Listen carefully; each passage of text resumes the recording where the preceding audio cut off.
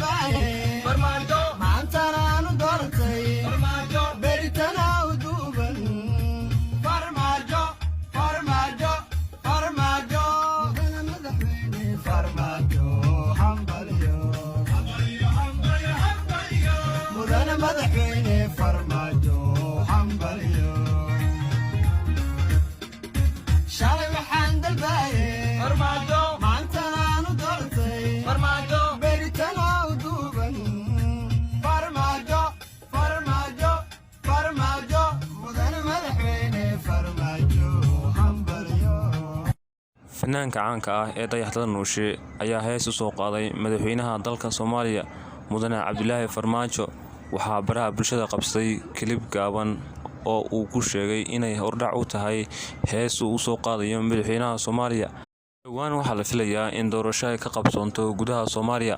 taas oo noqon doonta mid ay shacabku wax ku soo doortaan markii ugu horeysay abid waxaana la filayaa in madaxweynaha Soomaaliya uu dib u soo laaban doono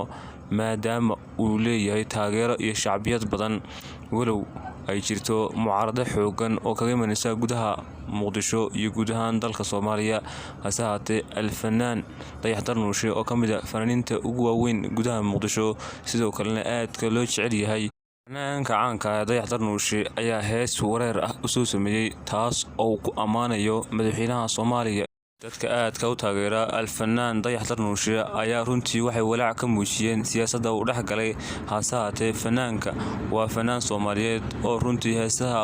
uu soo qaada bulshada sidoo kalena iskugu jiraan kuwa jacayla iyo kuwa gabiyahaanba wadaninimo ah waana markii ugu horeysay alfanaan dayaxda nuushe uu ku biirayo heesaha uu soo qaadayo madaxda dowladda federaalka Soomaaliya sidoo kalena uu ku amaanayo waxaana la filayaa dhawaan in heestaasi uu dabka ka soo qaado oo baraha bulshada la soo geliyo dayaxda nuushe ayaa noqonaya fanaanka taageerada buuxda u haya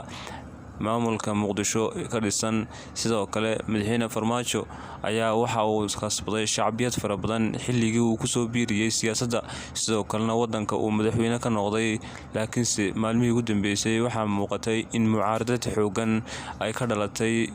sidoo kalena uu hadda waajahayo xaalad ah in gabiyahaanba uu xilka uu noqdo mid meerta ah sidoo kalena la filayo in madaxweyne cusub ay dadka qaar soo doortaan halka dadka qaarna ay jecel yihiinba in madaxweyne Farmaajo uu talada sii hayo maadaama madaxweyne Farmaajo intii xilka uu hayay dalka isbedel badan uu ka muuqdo sida dhaqaalaha wadanka oo hadda dib u soo laabtay iyo sumcaddii Soomaalinimada oo hadda u muuqata in ay dib u soo curatay laakiinse madaxweyne Farmaajo iyo xukuumaddiisa ayaa u muuqata mid gabiyahaan ku guuldareysatay ammaanka Muqdisho inay sugto walow ay sidii hore hadda dhaanto oo aad moodo in qaraxyadii istaba joogga ahaa ee lagu qaadi jiray shacabka iyo dowladaba ay hadda soo yaraadeen laakiinse ay jiraan qaraxyo xoogan oo ka duwan kuwii hore iyo dilal fara badan oo ka dhacay gudaha Muqdisho kusoo wada duuba alfanaan dayaxda nuushe heestan u soo qaaday madaxweynaha dowladda Soomaaliya ayaa u muuqata hees runtii ku cusub mindhaha bulshada sidoo kalena taageero weyn ugu muujinaya in madaxweyne Farmaajo uu xilka ku soo noqdo kadibna la soo doorto